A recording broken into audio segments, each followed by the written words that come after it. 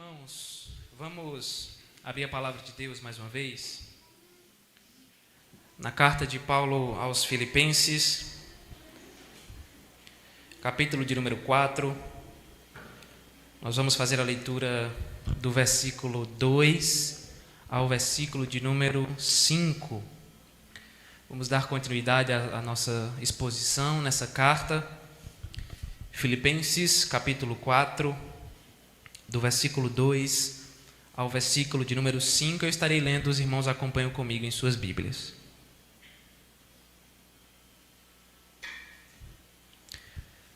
Diz assim a palavra de Deus, irmãos: rogo a Evódia e rogo a Sintique, pensem concordemente no Senhor. A ti, fiel companheiro de jugo, também peço que as auxilies, pois juntas se esforçaram comigo no Evangelho, também com Clemente e com os demais cooperadores meus, cujos nomes se encontram no livro da vida.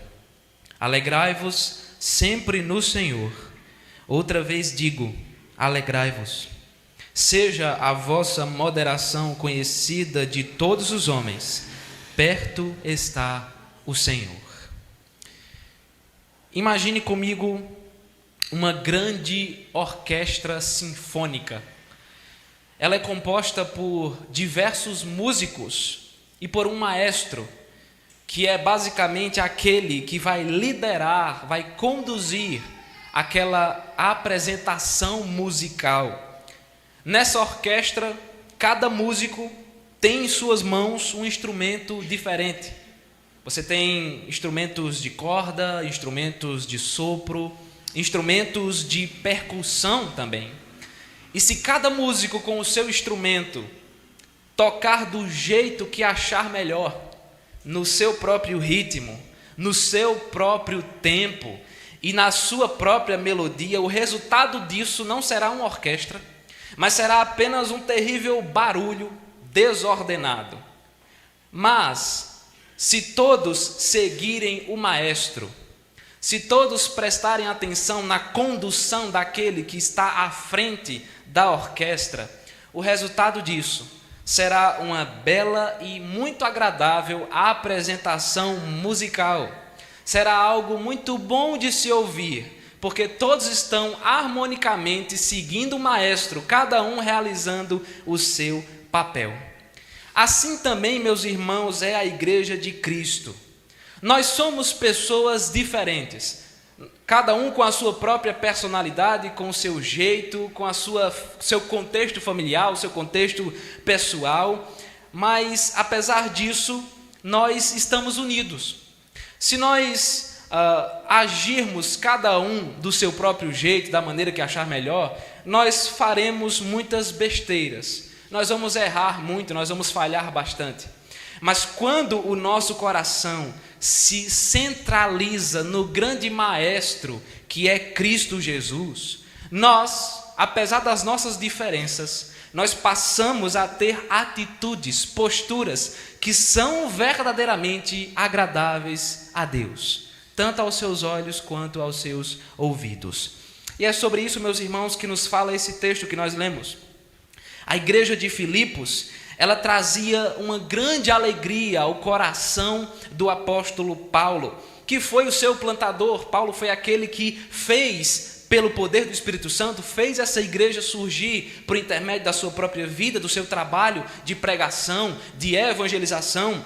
Essa igreja sempre esteve presente no ministério de Paulo, procurando socorrê-lo em todas as suas necessidades, mesmo quando ele estava longe, mesmo quando ele estava em outras regiões, essa igreja socorria Paulo. E veja, esses irmãos, eles eram compromissados, eles eram trabalhadores, eles eram generosos e muito solidários para com as coisas do reino de Deus. Essa carta está agora se aproximando do seu final, ela está chegando perto do seu fim. Dessa forma, Paulo vai apresentar algumas orientações finais. Depois de que ele falou de tanta coisa, ele vai agora apresentar orientações finais que, em alguns momentos, elas parecem não ter muita conexão uma com a outra. Parece que tem uma hora que ele está falando de uma coisa, depois ele muda e fala de outra. Mas apesar disso, essas orientações elas são muito importantes para esses irmãos. Nesse momento, Paulo irá mostrar que quando o nosso coração está centrado em Jesus, quando nós estamos firmados em Cristo, algumas atitudes especiais começam a se manifestar em nossas vidas. Sendo assim, nós iremos meditar exatamente sobre isso nesse momento. 3 atitudes de uma igreja centrada em Cristo. 3 atitudes de uma igreja centrada em Cristo. E a pergunta é: quais são essas atitudes que Paulo vai apresentar? A primeira atitude de uma igreja centrada em Cristo é que ela vive em harmonia. Uma igreja centrada em Cristo, ela vive em harmonia. Versículos 2 e 3 do texto que nós lemos. Vá acompanhando. Apesar de ser uma grande bênção, essa igreja não era perfeita. Ela era uma bênção, mas não era perfeita. Ela tinha defeitos e ela enfrentava alguns problemas internos, assim como qualquer outra igreja que existe nesse mundo. Não existe igreja perfeita. Existe igreja fiel, existe igreja compromissada, mas não existe igreja perfeita. Era o caso da igreja de Filipos. Essa igreja enfrentava problemas de relacionamento, onde existia atritos, divisões e dificuldades na comunhão entre os irmãos. É tanto que ao final do capítulo 1, o primeiro capítulo da carta, o apóstolo Paulo já começa a tratar sobre esse assunto, afirmando que os filipenses deveriam permanecer firmes em um só espírito, vivendo como se tivessem uma só alma, lutando juntos em nome da fé no Evangelho. No finalzinho do capítulo 1 você já encontra Paulo falando isso. Além disso, no início do capítulo 2, Paulo fala mais uma vez sobre isso, afirmando que os filipenses deveriam pensar a mesma coisa, ter o mesmo amor, sendo unidos de alma e tendo o mesmo sentimento em seus corações. Ou seja, à medida que a carta se desenvolve, o apóstolo Paulo se preocupa em exortar esses irmãos para que eles não dessem espaço em sua igreja, para que eles não dessem espaço à falta de comunhão e à falta de unidade em seu meio. Paulo não se preocupa em esconder isso, ele fala diretamente sobre esse assunto. Agora, depois de já ter falado no capítulo 1, no capítulo 2, agora, no início do capítulo 4, Paulo vai abordar esse assunto mais uma vez. Só que nesse momento ele faz isso de uma maneira mais incisiva. Ele já tinha sido muito cauteloso e muito exortativo nas suas falas anteriores, mas agora ele vai ser mais incisivo, de maneira que ele vai dirigir as suas palavras a 2 irmãs da SAF, 2 irmãs que faziam parte da igreja de Filipos. Ele vai falar agora com elas diretamente. E quais são essas 2 irmãs? O versículo 2 nos responde, veja, Evódia e Sintique. Se um dia você que é jovem tiver 2 filhas gêmeas, aqui está uma sugestão de nomes bíblicos para você fazer o registro delas no cartório, tá certo? Aí eu faço essas brincadeiras, depois tem gente dizendo que eu é que devo colocar porque eu não teve filho ainda, né? Essas 2 mulheres, elas eram membros da igreja de Filipos. Elas não eram descrentes, elas eram crentes, verdadeiras seguidoras de Jesus. E os seus nomes também carregam um significado muito bonito, porque o nome Evódia significa doce fragrância. Doce fragrância. E o nome Sintique significa afortunada. Uma pessoa que foi contemplada, digamos assim, com boa sorte, com boas coisas.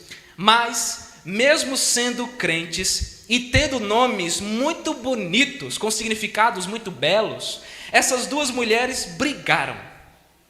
Essas 2 mulheres ficaram intrigadas uma da outra. Elas eram crentes, viu? Elas não eram descrentes, não. Elas ficaram intrigadas. Nós não sabemos ao certo qual foi o motivo desse desentendimento, pode ter sido até mesmo uma coisa pequena, porque o tal do crente, ele gosta muito de arengar por besteira, é incrível. Então é muito provável, talvez tenha sido uma coisa besta dentro da igreja, elas brigaram, se intrigaram, pronto. Então nós não sabemos. O que de fato nós sabemos é que elas estavam brigadas e Paulo agora vai bater nelas, espiritualmente falando. É exatamente por isso que Paulo faz um apelo a essas duas mulheres no versículo 2. E ele faz isso de maneira bem particular para cada uma. Perceba que no texto, ele não vai dizer rogo a Evódia e Sintique. Ele diz rogo a Evódia e rogo a Sintique. Percebeu que a palavra rogar aparece 2 vezes? Justamente porque Paulo está falando ao coração de cada uma.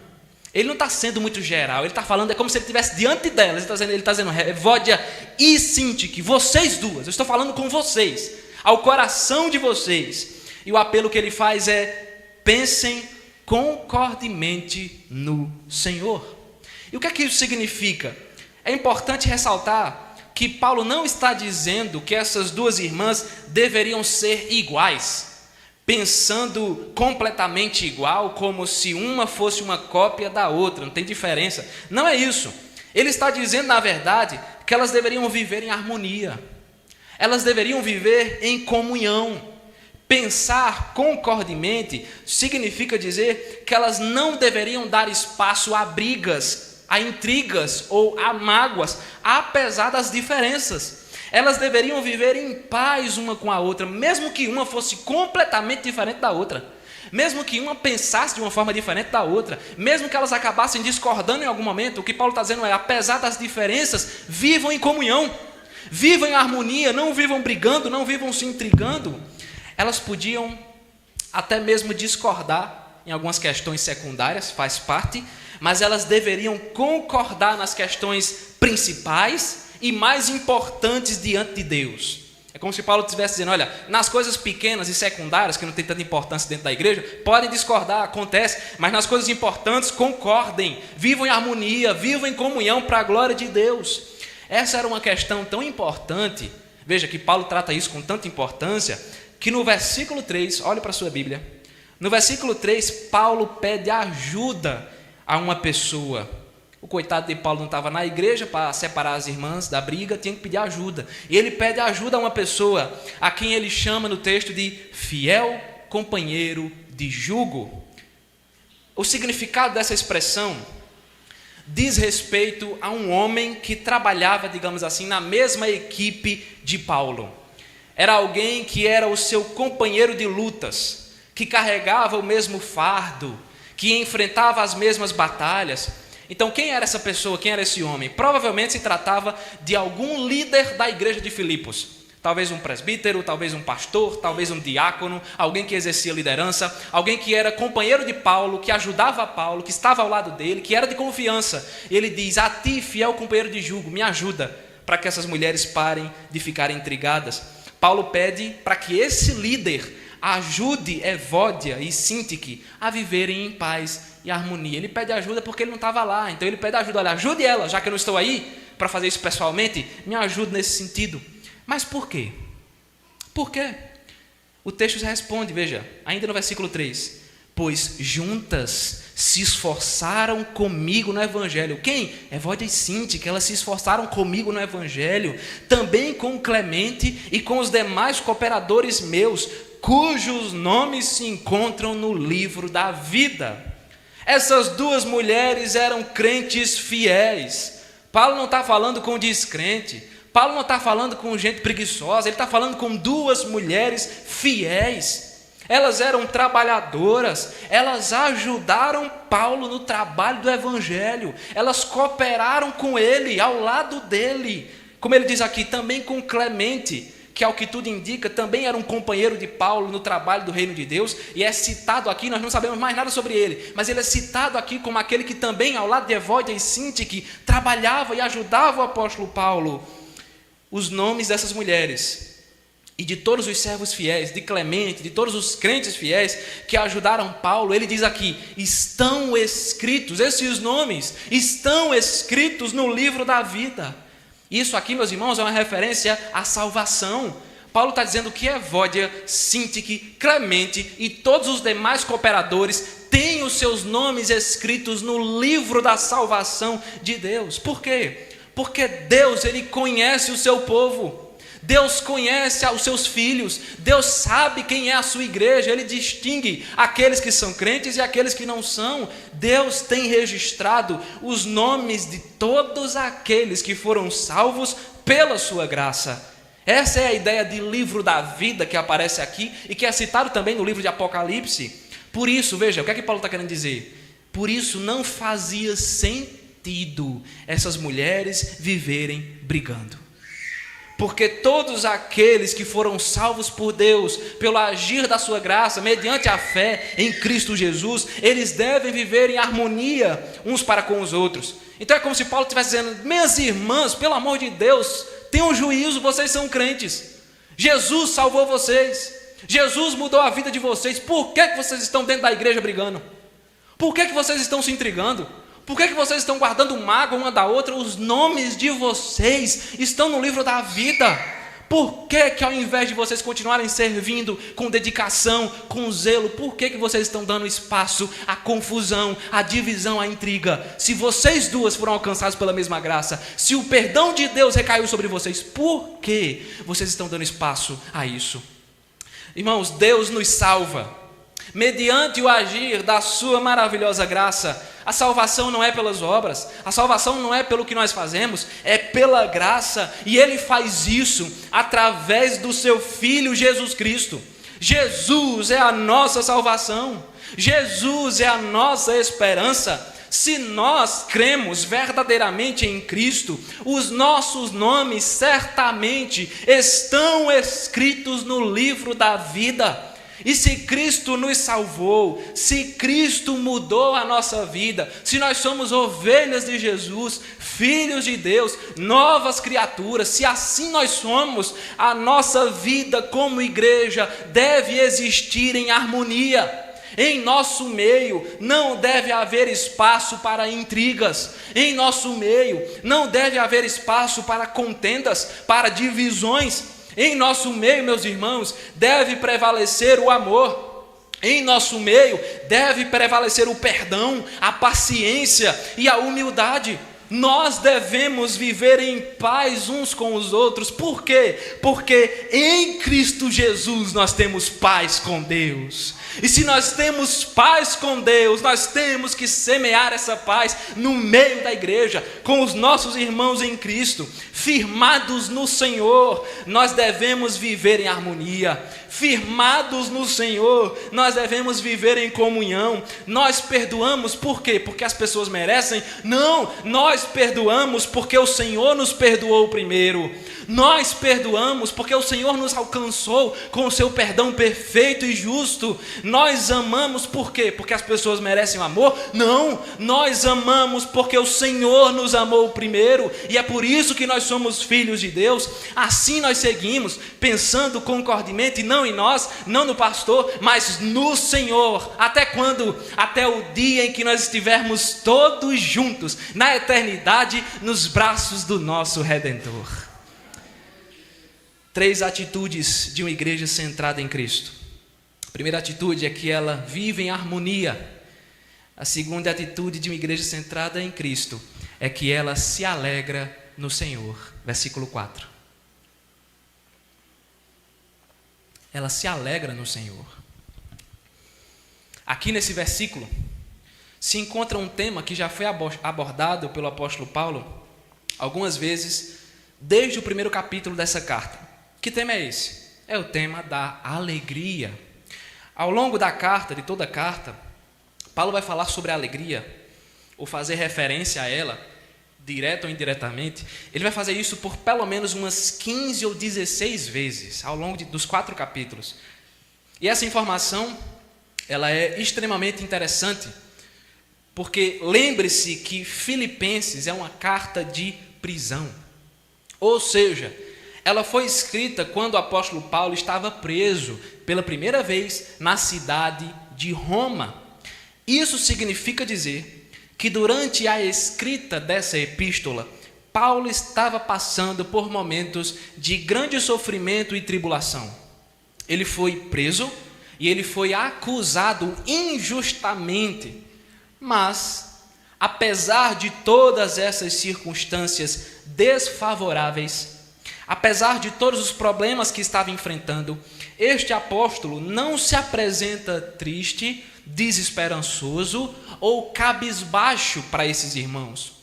Muito pelo contrário, nessa carta, Paulo vai se demonstrar extremamente alegre, extremamente esperançoso. Se nós pudermos dar um tema a Filipenses, com toda certeza, se nós pudéssemos dar um tema só para essa carta, com toda certeza nós podemos dizer que essa é a carta da alegria. Porque esse é um tema recorrente ao longo dos capítulos. E apesar de estar preso, enfrentando angústias em seu coração, Paulo não se apresenta desesperado. Ele se apresenta alegre. Ele mesmo dá testemunho de alegria que ele tem no coração. Mas não somente isso, porque além dele mesmo estar alegre, por diversas vezes, ele afirma que os irmãos filipenses também deveriam nutrir a alegria em seus corações. Com toda probabilidade, o versículo de número 4 é o texto central do tema da alegria que é apresentado nessa carta. Pensemos então o que ele está querendo dizer aqui. O texto diz: alegrai-vos, alegrai-vos. E essa expressão, gramaticalmente falando, ela se encontra no imperativo. Ou seja, Paulo está dando aqui não uma sugestão, ele está dando uma ordem aos seus leitores. Ele está dizendo com o mandamento do Senhor: sejam alegres, sejam alegres. Para o crente, a alegria não é uma questão de opção, se eu quero ou não ser alegre. Para o crente, a alegria é uma questão de obediência ao mandamento. Sabia disso? O povo de Deus é um povo que preenche o coração de alegria. O povo de Deus não se rende à tristeza. O povo de Deus não se rende, não se entrega ao medo ou ao desespero. A igreja de Cristo, ela é estruturada em cima da alegria verdadeira. Porque a alegria do mundo é falsa, mas a alegria que vem do Senhor é genuína. Então é em cima disso que a igreja é construída. Mas a pergunta é, se isso aqui é um mandamento, e Paulo diz: alegrai-vos, sejam alegres, quando é que nós devemos ser alegres? Paulo diz: alegrai-vos sempre.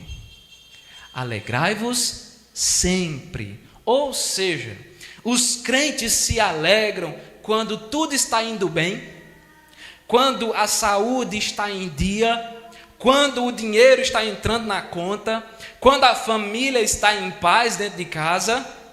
Mas os crentes também se alegram quando tudo está indo mal, quando a doença chega, quando o dinheiro falta na conta, quando a família está com grandes problemas e não tem paz nem mesmo dentro de casa. Os filhos de Deus, eles se alegram sempre, em todos os momentos, em todas as circunstâncias. Mentem aqueles que pregam afirmando que os cristãos não sofrem. Mentem descaradamente.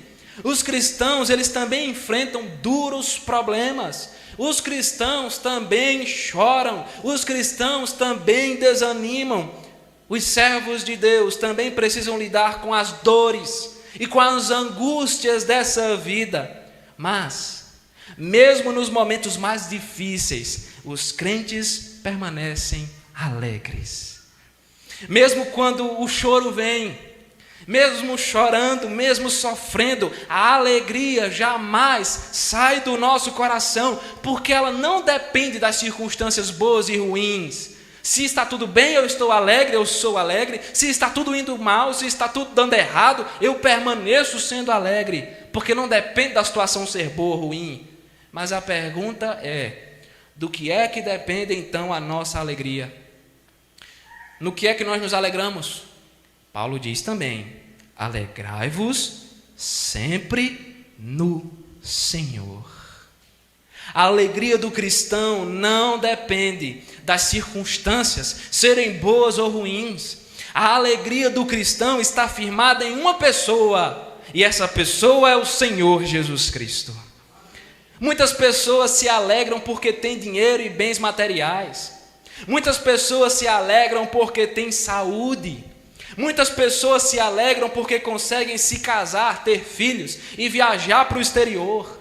Muitas pessoas se alegram porque conseguem realizar os seus sonhos e os seus projetos, mas nós nos alegramos porque temos Jesus Cristo em nossa vida. O cristão se alegra no Senhor, como Paulo está dizendo. O cristão se alegra por causa do Senhor. Jesus é o motivo da igreja permanecer, perseverando em meio às tribulações, em meio às perseguições. Jesus é o motivo da igreja permanecer seguindo em frente com alegria no seu coração. Não com medo, não com desespero, mas com alegria. É por isso que no final do versículo 4, Paulo enfatiza o quanto que essa alegria é importante quando ele afirma: outra vez digo, alegrai-vos sempre no Senhor. Não há como viver sem essa alegria. Ela é um mandamento, ela é constante e ela está firmada em Cristo Jesus. As pessoas lá fora, elas procuram alegria em muitos lugares. As pessoas lá fora procuram alegria no dinheiro.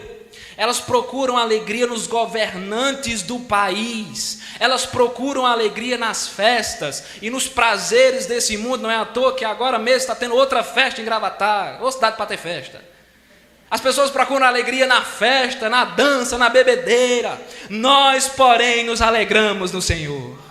Meus irmãos, nós somos alegres porque Jesus nos libertou do império das trevas. Nós somos alegres porque Jesus perdoou os nossos pecados. Nós somos alegres porque nós temos a promessa de vida eterna da parte de Deus.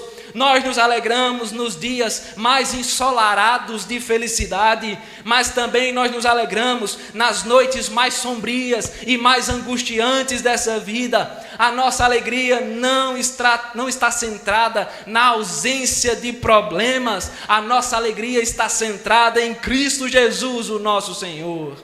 A nossa alegria, ela é constante, porque ela está firmada não nos homens, mas ela está firmada no Evangelho, que é o poder de Deus para a salvação de todo aquele que crê. Jesus Cristo, pessoa de Cristo, Ele é o motivo da nossa alegria, porque nele, meus irmãos, nós somos filhos de Deus, porque nele nós somos mais que vencedores, porque nele a nossa vida tem um novo sentido. Ela vive em harmonia.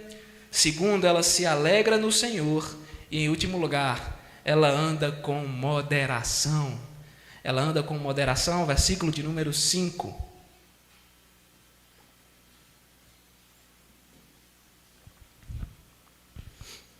O apóstolo Paulo diz, objetivamente ele diz: seja a vossa moderação conhecida de todos os homens. E essa é uma exortação muito especial. Lembre-se que o Novo Testamento ele foi escrito não em português, mas ele foi escrito originalmente em grego. E a palavra grega, que é traduzida por moderação aqui no texto, ela carrega uma profundidade muito grande em seu significado. Não existe nenhuma palavra na língua portuguesa que traduz essa palavra aqui em sua completude, de maneira perfeita. Ela pode significar várias coisas: paciência, condescendência, cordialidade, amabilidade, gentileza, compreensão carinhosa, consideração, caridade, mansidão e generosidade. Imensidão de significados. Ainda assim, a palavra moderação apresenta uma boa tradução ainda da palavra original, porque basicamente Paulo está dizendo que os filipenses deveriam ser equilibrados em tudo que estivessem fazendo. A vida deles deveria ser moderada, ou seja, esses irmãos não poderiam abrir espaço para nenhum tipo de excesso em suas vidas. Essa é a ideia. Equilíbrio, moderação, nenhum tipo de excesso. E essa era uma igreja que estava sendo ameaçada por pessoas sem equilíbrio, pessoas sem moderação. No capítulo de número 3, Paulo vai alertar esses irmãos acerca de dois grupos muito perigosos. O primeiro era um grupo de falsos mestres chamados de judaizantes. Esses falsos mestres ensinavam que uma pessoa pode ser salva não somente mediante a fé em Jesus, mas eles diziam que também é necessário obedecer todos os preceitos da lei de Moisés, o que inclui, por exemplo, a prática da circuncisão. Então, segundo esses falsos mestres, se você crê em Jesus, mas, por exemplo, não foi circuncidado, sendo homem, você não é salvo. Você é salvo se crer em Jesus e praticar a circuncisão. Era isso que eles diziam. Ainda no capítulo 3, Paulo alerta os filipenses acerca de outro grupo, que era o grupo dos libertinos. Essas pessoas não tinham nenhum tipo de limite. Elas se diziam cristãs, seguidoras de Jesus, mas elas viviam na imoralidade. Elas viviam na imoralidade sexual, elas viviam na embriaguez, se preocupando apenas com as coisas desse mundo, buscando saciar todos os desejos da carne. Aqui nós vemos dois extremos nesses dois grupos. De um lado estavam os religiosos judeus, que buscavam e baseavam a fé na prática de usos e costumes. Então, na vida desses religiosos, Jesus não era suficiente. Era Jesus mais a circuncisão. Era Jesus mais a lei de Moisés. Era Jesus mais usos e costumes. Era o extremo. Do outro lado, o outro extremo, estavam as pessoas que viviam na libertinagem, mergulhando em seus desejos carnais, fazendo tudo o que não prestava, vivendo para saciar os desejos do coração, nos prazeres desse mundo. Então veja, dois extremos: os religiosos, hipócritas, exagerados, e os libertinos, que não têm limite nenhum e que viviam na imoralidade. Dessa forma, quando o apóstolo Paulo afirma no versículo 5 do capítulo 4 que os filipenses deveriam ser moderados, em outras palavras, ele está dizendo que esses irmãos não podiam viver nem nesse extremo, nem naquele. Eles tinham que ser equilibrados. Ele está dizendo o seguinte: meus irmãos, quando as pessoas lá de fora, perceba aqui que é moderação diante de todos os homens, ou seja, quando as pessoas lá de fora olharem para a vida de vocês, elas devem ver claramente que vocês são crentes equilibrados. Elas devem ver claramente que vocês são pessoas moderadas. Isso nos faz lembrar, inclusive, da situação de muitas igrejas espalhadas pelo Brasil. Por um lado, você encontra igrejas baseadas em usos e costumes, onde mulher não pode usar brinco, não pode usar calça, mulher não pode usar batom, não pode usar maquiagem, não pode cortar o cabelo, os homens não podem usar short, não podem jogar futebol. Felipe ia ficar muito triste, não era, Felipe?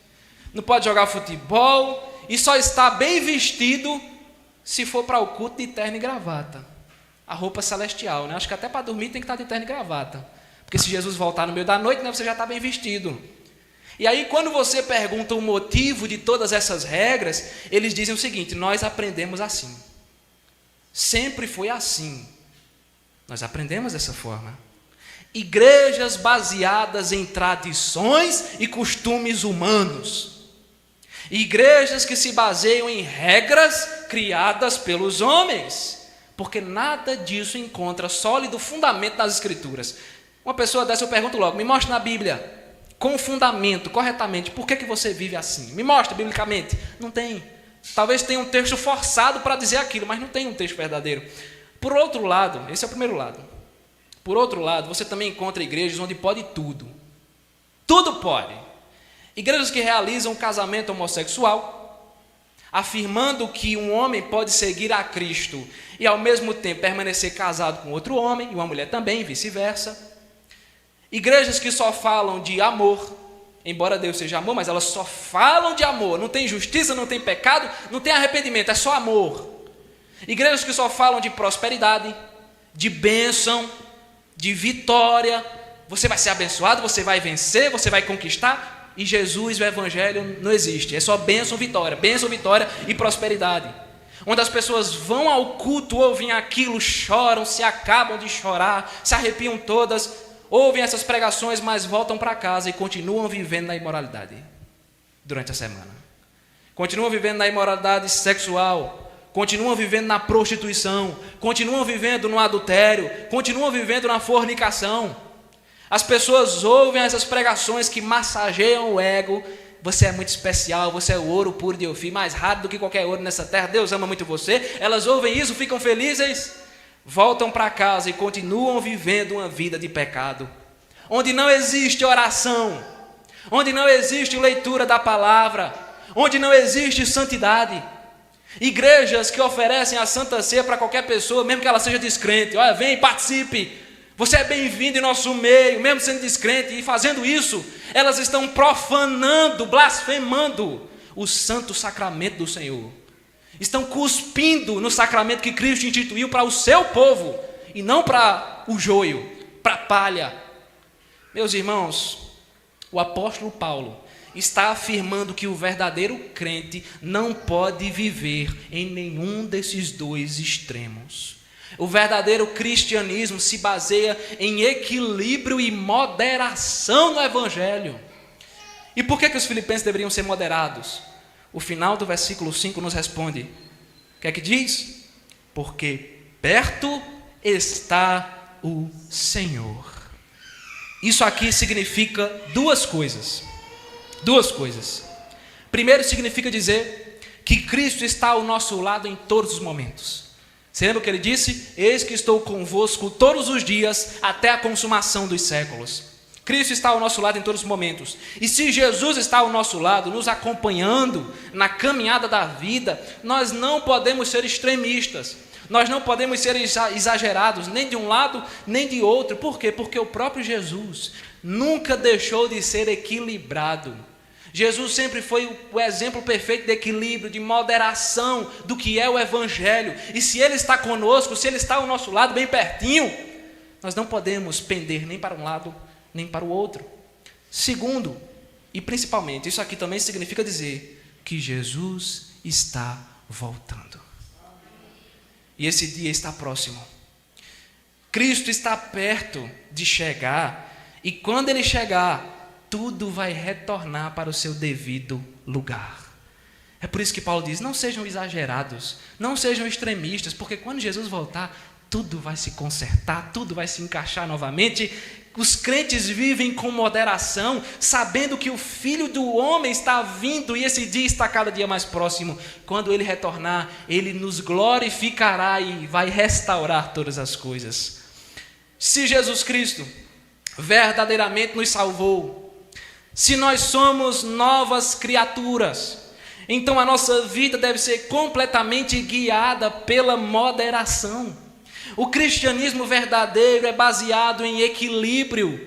Nós não devemos ser um povo religioso e hipócrita que prega várias regras que não existem na palavra de Deus, regras que surgem do nosso coração. Nós não podemos ser dessa forma. Nós não podemos ser como os fariseus que pregavam várias coisas que não tinham sentido e nem eles mesmos viviam aquela pregação. Nós não podemos ser assim. Mas nós também não devemos ser um povo que faz tudo o que quer, na hora que quer, do jeito que acha melhor, um povo que vive na imoralidade, um povo que busca saciar todos os desejos da sua carne. Nós devemos ser equilibrados, e sendo equilibrados, nós devemos condenar o pecado, nós devemos mostrar que ele é perigoso, pecaminoso, mas nós também devemos acolher as pessoas que querem se arrepender. Nós não vamos repreendê-las e expulsá-las, nós vamos condenar o pecado e vamos recebê-la também em nosso meio. Nós não vamos tratar as pessoas com mão de ferro, jogando um peso gigantesco sobre elas, mas nós também não vamos tolerar o pecado delas em todo momento. Tudo nós fazemos com equilíbrio, não vamos para um lado nem para o outro, nós permanecemos no meio, firmados em Cristo Jesus, na santa expectativa de que está perto, cada dia está perto, o momento em que o nosso Senhor Jesus voltará para estar conosco por toda a eternidade. Naquele momento sim nós viveremos em perfeição. É por isso que agora, enquanto Ele ainda não chegou, nós não ficamos nenhum extremo, nem de um lado, nem do outro. Nós somos moderados no Senhor. Mas então, o que é que esse texto nos ensina de maneira particular? Paulo falou 3 coisas aqui. Bem objetivamente, o que é que nós podemos trazer para o nosso coração? E aí, semelhantemente, eu queria dizer 3 coisas, bem breves. Não há como nós estarmos unidos a Cristo. Você é crente, amém? Amém. Foi fraco ainda. Você é crente, amém? Amém. Não há como nós estarmos unidos a Cristo e ao mesmo tempo estarmos desunidos dos nossos irmãos na fé, como aconteceu com Evódia e Sintique. Não faz sentido você dizer que ama Jesus se você não consegue amar certos irmãos da igreja.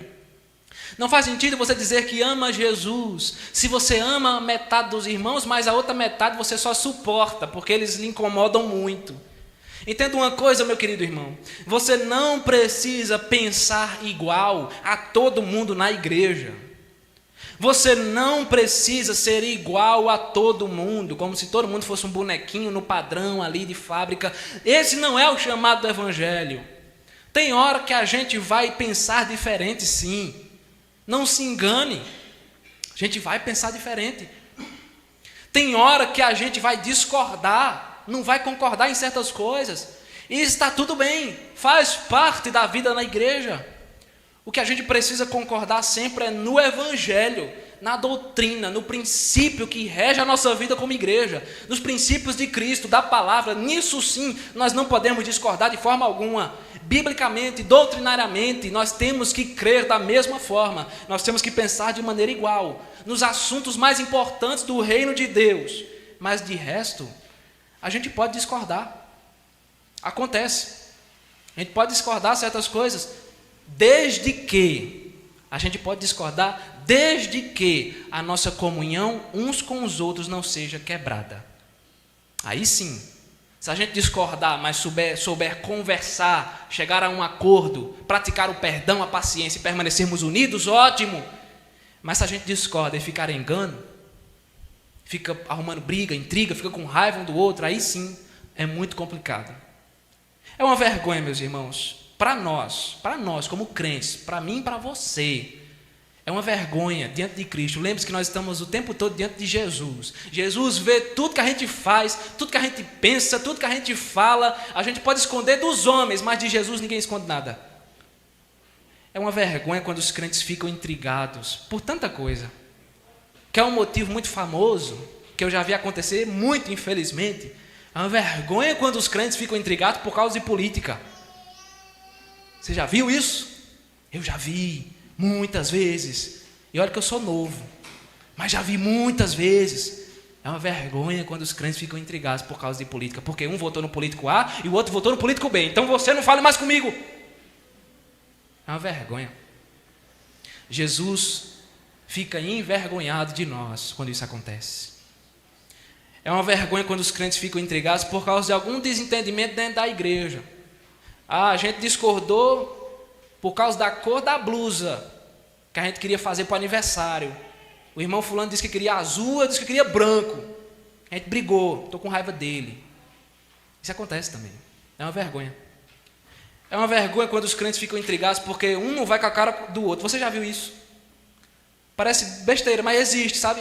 Por que tu está com raiva de fulano? Por que foi? O irmão fez o quê? Eu não vou com a cara dele. Ele não me desce. Eu não engolo ele. Isso é evangelho? Você dizer isso do seu irmão? Se você está intrigado do seu irmão por esses motivos ou por outros que também se encaixam, se eu e você estamos intrigados do nosso irmão por causa de coisas assim, nós estamos envergonhando o nome de Cristo. Nós estamos envergonhando o nome de Cristo. Sabe aquele irmão chato? Sabe aquele irmão chato? Você acha ele muito chato? Sabe aquele irmão difícil? Rapaz, que irmão chato, difícil, me dá estresse, me aperreia. Sabe aquele irmão? Você tem que amá-lo. Você tem que amá-lo. Você tem que perdoá-lo quando ele fizer qualquer coisa contra você. Você tem que amá-lo e perdoá-lo. Você tem que ter comunhão com ele, tem que chegar perto dele e dizer: meu irmão, você fez isso comigo, eu fiquei ofendido, queria dizer para você, mas eu não estou com raiva de você não, vamos resolver isso aqui, em nome de Cristo Jesus, vamos ficar bem.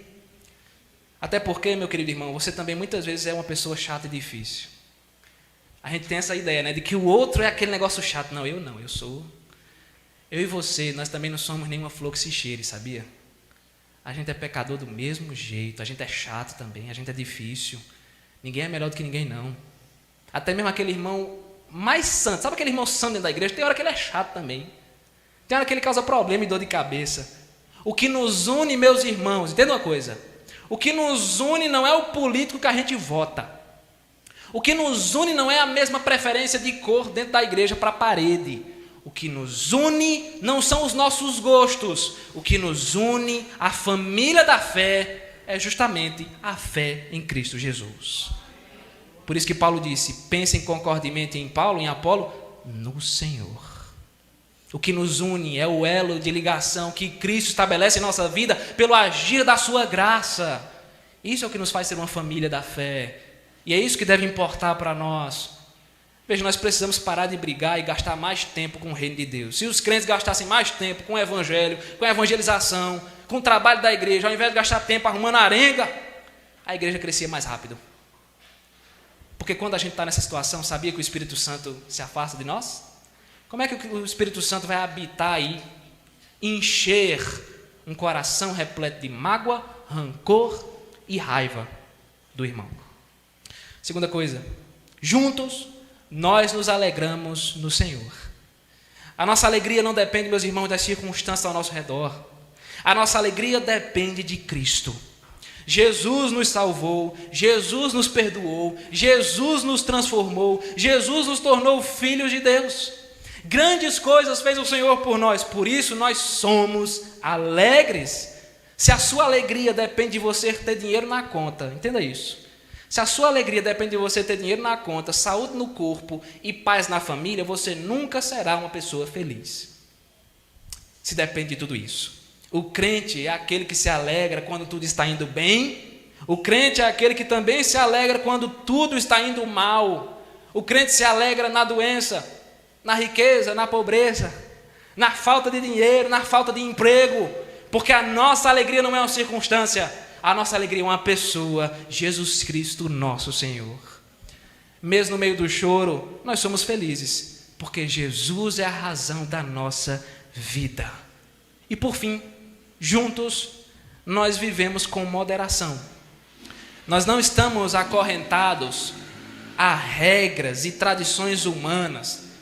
Então a gente não tem esses usos e costumes. Mas isso também não quer dizer que nós devemos viver como a gente quer. O povo tem uma ideia errada, não sei se as pessoas ainda falam isso, mas muita gente diz assim, não, na igreja presbiteriana pode tudo. Na nossa não, na nossa é cheia de regras, né? Na igreja presbiteriana pode tudo. Não sei se você já ouviu, eu já ouvi gente dizendo isso. Pode não, aqui o dedinho, ó. Pode não, meu irmão. Nós somos uma igreja séria, firmada em Cristo e na sua palavra. E se a gente inventa de fazer besteira, uma hora o nosso pecado vai trazer a conta. Uma hora a consequência vai chegar para nós. Uma hora a gente não vai ficar tranquilo, pecando do jeito que a gente quer. Nós temos que ser santos em tudo que estivermos fazendo, de maneira equilibrada. Veja, nós devemos denunciar e matar o pecado das pessoas que entram por essas portas. Mas nós também devemos acolher os pecadores de braços abertos, para que eles mudem de vida. Esse é o equilíbrio. O pecado entra, a gente denuncia, a gente ajuda a matar. E a gente abraça aquela alma, para que ela seja acolhida em nosso meio. Assim nós caminhamos. Até quando? Até que o nosso Senhor volte para nos buscar. Que nós tenhamos, meus irmãos, um coração centrado no grande Maestro, que é Cristo Jesus. Porque assim a nossa vida será de fato uma orquestra agradável aos ouvidos de Deus. Amém?